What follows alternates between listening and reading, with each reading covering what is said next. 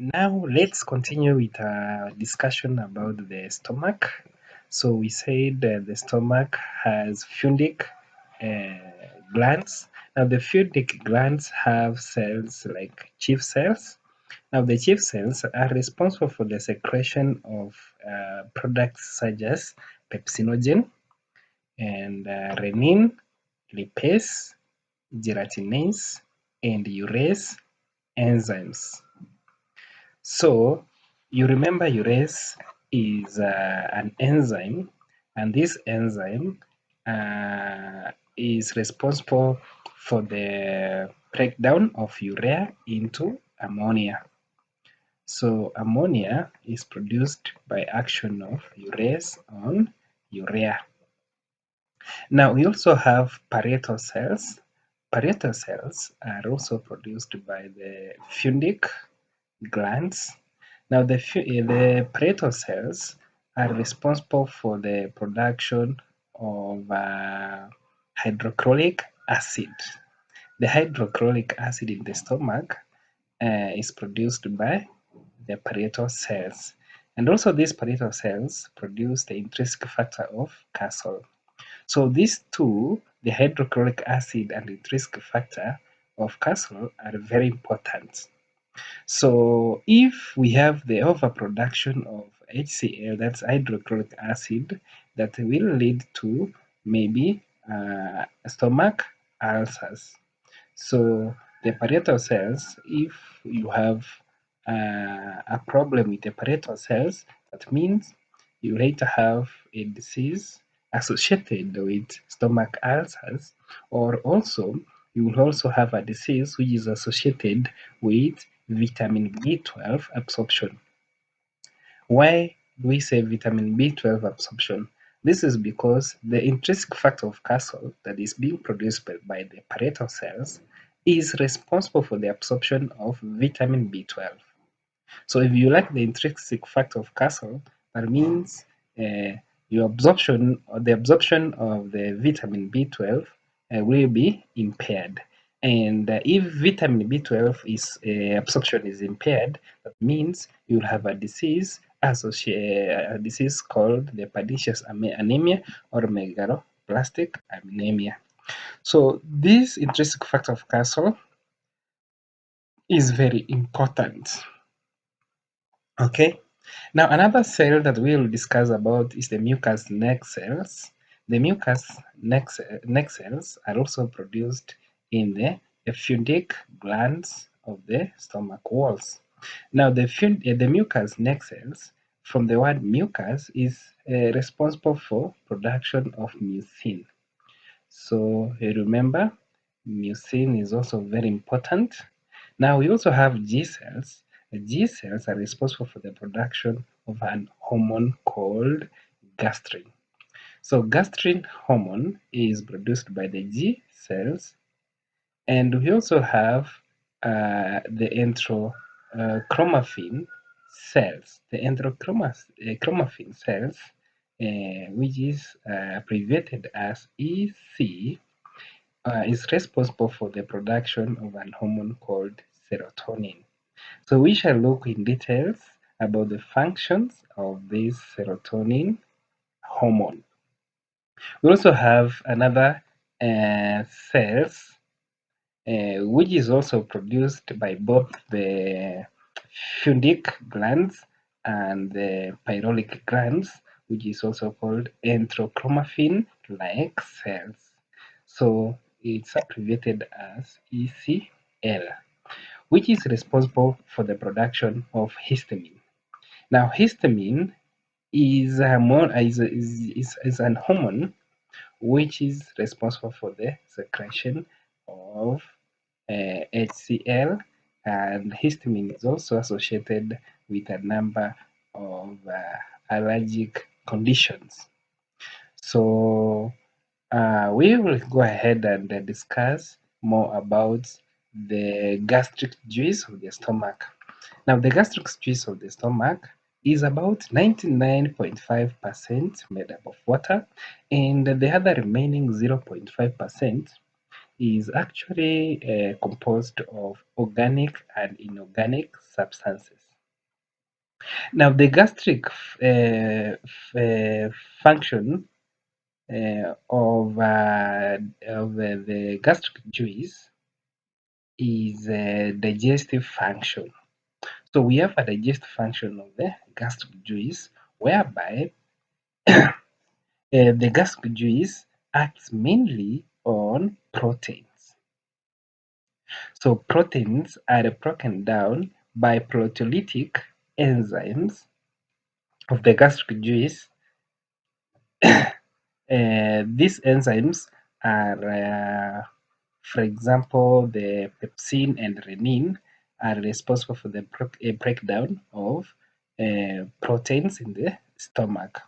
So the gastric juice also contains other enzymes such as gastric lipase and gelatinase, urease, and the gastric amylase. Now, let's discuss something about pepsin. Now, pepsin is secreted as pepsinogen, which is the inactive form of pepsin. So, pepsinogen is not active, but it will become active once in the presence of hydrochloric acid. So, it becomes active at the pH of 6. Okay. So pepsin converts proteins into proteases, peptones, and polypeptides. So pepsin is largely responsible for the breakage of peptide bonds in proteins. Now we have the gastric lipase, which is not as strong as the lipolytic lipolytic enzyme of the pancreatic lipase, but the same gastric lipase is responsible for the breakdown of lipids. So it is normally active between the pH of 4 and 5. So we will look more about that in details when we will be discussing about biochemistry of lipids. But let's continue with our introduction. Now let's see the other enzymes that we mentioned, such as gelatinase. Gelatinase degrades type 1 and type 5 of gelatin, and also it degrades type 4 and type 5 of collagen, which is found in meats. So we also have the urease enzyme that we said the urease enzyme is responsible for the breakdown of urea. So urea is broken down into ammonia. In the stomach, we also have gastric amylase, which degrades starch, but it's not that very insignificant. So we also have another enzyme called renin. Renin is responsible for the curdling of milk. Okay, so renin is not present in the human body, but is present in the animal bodies. Apart from human beings, human beings do not have renin. So human beings, we only have pepsin, which is also responsible for the curdling of milk. So you remember that we say the intrinsic factor of castle that is produced by the parietal cells of the fundic glands is responsible for the absorption of vitamin B12. So, and we also say that the vitamin B12 is responsible for the erythropoiesis. Now, when we say erythropoiesis or erythropoiesis, is a process whereby the erythrocytes or red blood cells are being manufactured. So the intrinsic factor here is very, very important. It has to be present for the absorption of vitamin B12 from the tract, from the gastrointestinal tract into the blood. Now, remember the erythropoiesis happens in the bone marrow. So that's where the red blood cells are being produced. So if the intrinsic factor is not present, that means the maturation of red blood cells will be hampered, and therefore we will have a disease that is associated with the absence of vitamin B12, and that means that disease is pernicious anemia, or it is also called megaloblastic anemia, whereby the red blood cells overgrow, or they are extra big. So even transportation of these red blood cells is not good. So if I discuss more about the megaloblastic anemia, I can say that your body needs a certain amount of red blood cells to carry oxygen from the lungs to the tissues and back again. Now, like all blood cells, red blood cells start at the stem cells. So, in the stem cells of the bone marrow, that's where your red blood cells are being produced. Although some of them are being produced in the liver, but majorly the red blood cells are produced in the bone marrow. Now, vitamin B12 and vitamin B9 help in the formation for the formation of the red blood cells. While without enough vitamin B12 and or vitamin B9, your body produces abnormal cells, which now we say they are megaloplastic. Okay, now these abnormal cells, they don't divide or they don't reproduce like the normal healthy cells. So which means that there are fewer red blood cells in your bone marrow. So if you have fewer red blood cells in your bone marrow, that means now you have pernicious anemia. Okay? Now the abnormal cells are usually large to an extent that most of them cannot even leave the bone marrow and join others in the transportation of oxygen throughout the body. Okay, now let's continue. I guess now you have understood what we mean by pernicious anemia or megaloblastic anemia. Now, let's discuss something about the protect function of the mucus of the stomach. Now, we said something about stomach ulcers, and we said that stomach ulcers are as a result of digestion of the stomach walls by the HCl, by HCl here we mean the hydrochloric acid. Now, mucus is a mucoprotein which is secreted by the mucus neck cells of the gastric glands. Now, the region of the gastric glands that produces these mucus neck cells, we say that they are fundic glands. Now, uh, this mucus is responsible for the protection of the stomach wall in the following ways. Now, one, the mucus protects the stomach wall from irritation and mechanical injury by virtue of its high viscosity. So mucus is very very viscous fluid. So and it helps in protecting the stomach walls against irritation and mechanical injury. So it also protects the stomach wall against digestion action of pepsin enzyme.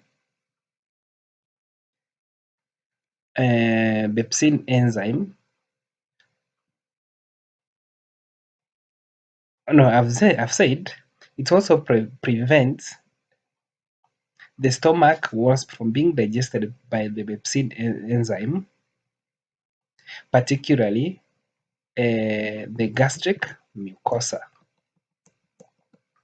So we also have another function, which is the mucus protects the gastric mucosa from hydrochloric acid, that's we said earlier,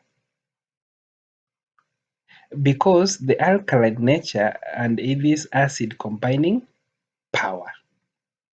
So the mucus is alkaline in nature. And now when it lines it lines the stomach walls, it protects the stomach mucosa from being digested or acted upon by the gastric acid and other enzymes that are being produced by the stomach, like the pepsin. So now let's look at the functions of the hydrochloric acid. The hydrochloric acid is a very strong acid. It is produced by the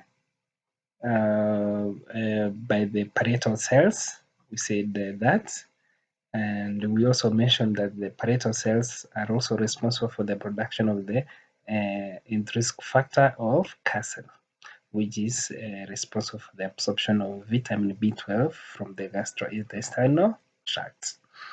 Now, the hydrochloric acid is present in the gastric juice. It activates pepsinogen to pepsin. That one we said.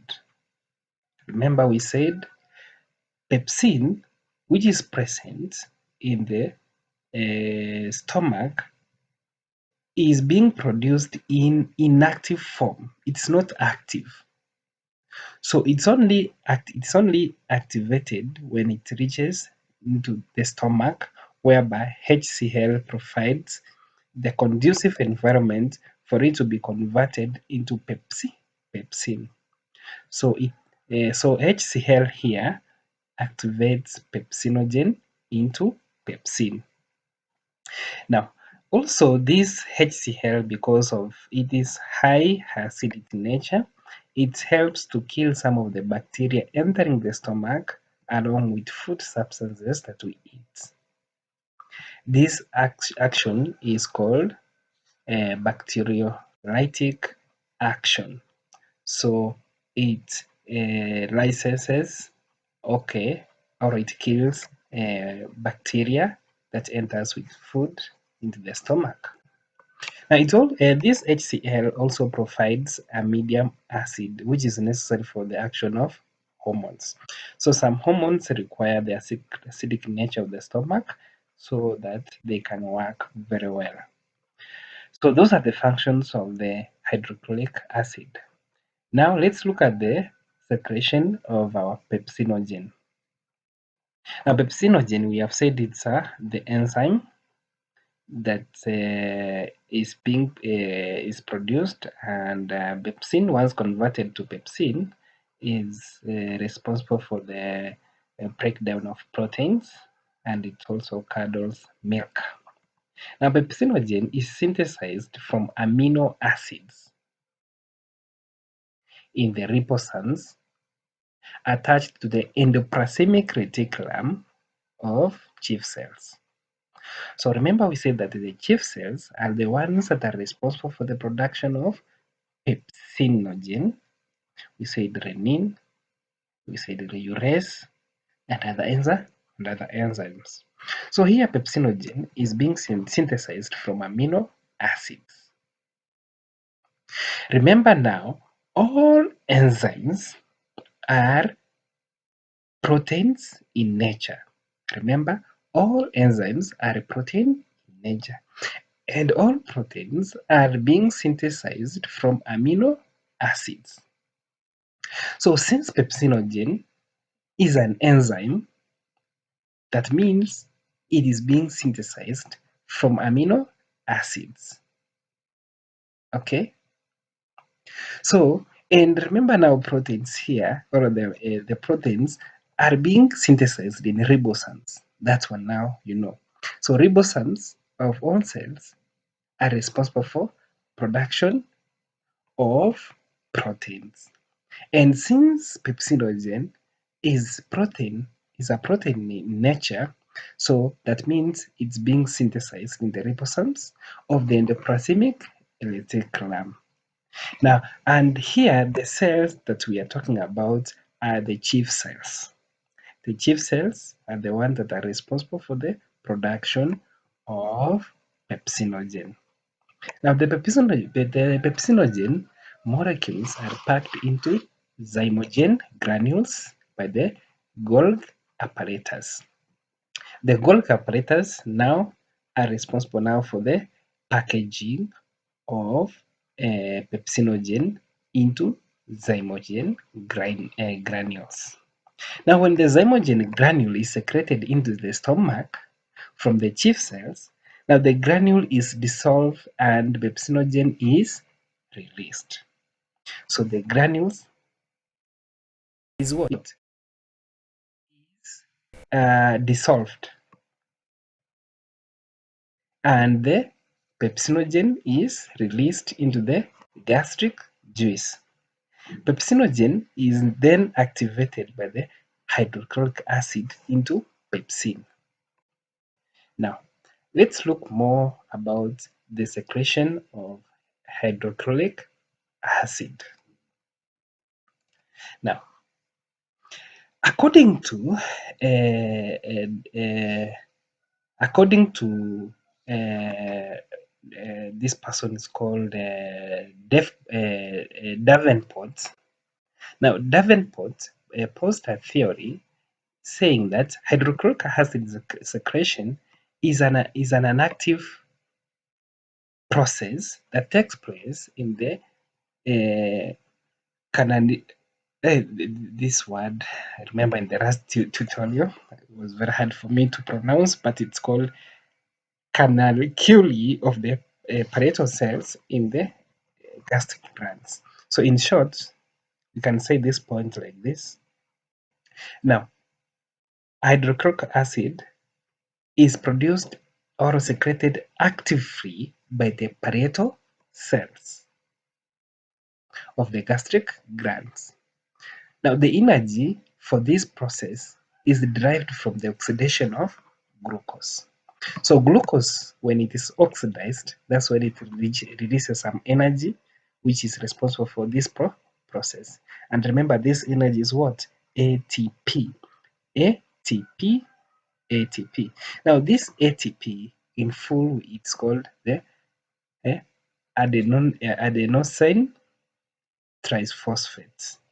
Adenosine triphosphates. Okay, the carbon dioxide derived from the metabolic activities of the parietal cells is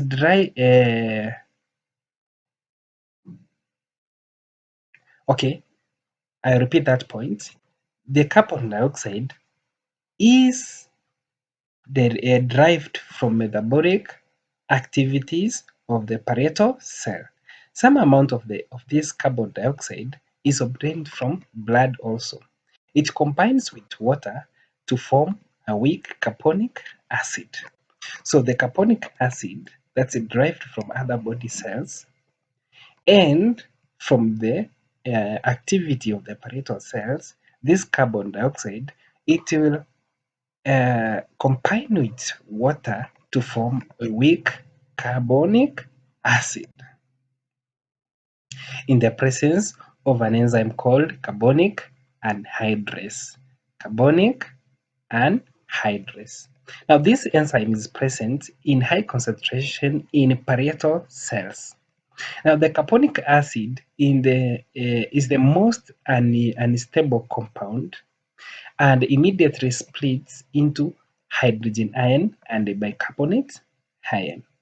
Now, this hydrogen ion is actively pumped into the canaliculus of the parietal cells. I don't know whether you have got a point.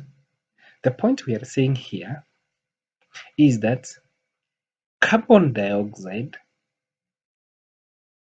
is being brought into the parietal cells from other activities in the body.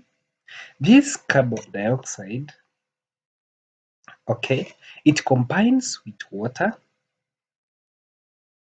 to form a weak carbonic acid through an enzyme called carbonic anhydrase. Now, this enzyme, which is present in high concentration in the parietal cells, is responsible for the combination of the carbon dioxide in water to form a weak carbonic acid. And now we have said carbonic acid is very, very unstable, and therefore it will split into two, into hydrogen ions and carbon and bicarbonate. So the carbonic acid splits into a bicarbonate and into hydrogen ions. Now, our hydrogen ions that have been produced uh, from the split of the carbonic acid are now pumped into the parietal cell. Now, simultaneously, the chloride ion is also pumped into the parietal cells. Okay. Now, remember now we have the chloride ion and hydrogen ion in the parietal cell. Now, the chloride ion is derived from the sodium chloride in food.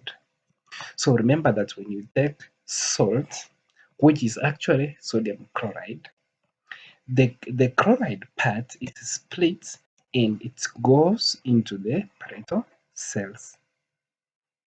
Okay. Now this uh, now the hydrogen ion combines with the chloride to form hydrochloric acid. The chloride ion from the sodium chloride combines with hydrogen ion from carbonic acid to form hydrochloric acid. Okay. Now, to compensate for the loss of the chloride ion, the bicarbonate ion from the parietal cells enters the blood and combines with sodium to form sodium bicarbonate. You get that? So, the sodium chloride being split to form sodium ion and chloride ion. The chloride ion goes into the parietal cell to combine with hydrogen ion from the split of carbonic acid. Now this chloride ions combines with hydrogen ion to form hydrochloric acid, and now the bicarbonate that is formed from the dissociation of carbonic acid, this bicarbonate ion enters into the bloodstream, gets the sodium ions, and combines with it to form sodium bicarbonate. Okay. Now the entire process can be summarized into a simple reaction between carbon dioxide. We say if you add carbon dioxide plus water plus sodium chloride, you'll get hydrochloric acid plus sodium bicarbonate. Okay. Okay. I guess now you get a point. Now let's discuss about what else can we discuss before we call this tutorial. Okay, before we go further, we said that there are some hormones which are secreted by the gastric glands. So we said we have the gastrin, we have histamine, and I will add another hormone. Uh, Another hormone later. So we have factors that are stimulating the production of gastric acid. Now, these factors are simply the hormones that I've mentioned, the histamine and gastrin. So if we have high levels of histamine, so that means you will have more hydrochloric acid, and if you have gastrin, also it also stimulates the secretion of hydrochloric acid. We also have vagal stimulation is another factor. So factors that inhibit the secretion of hydrochloric acid include secretin hormone, and we also have peptide YY, and we have gastric inhibitory polypeptide. Now, regression of gastric secretion and intestine, and I think we'll discuss this one later about regression of gastric secretion. So for now, let's end there. We will continue with our discussion in our next video, but the points that you should remember are how the hydrochloric acid is being formed, how vitamin B12 is being formed, and the cells that are responsible, and the functions of the gastric acid, and how the stomach walls are being protected from digestion from the enzymes such as pepsin that are present in the stomach and the hydrochloric acid. So that's all for today. Have a nice day.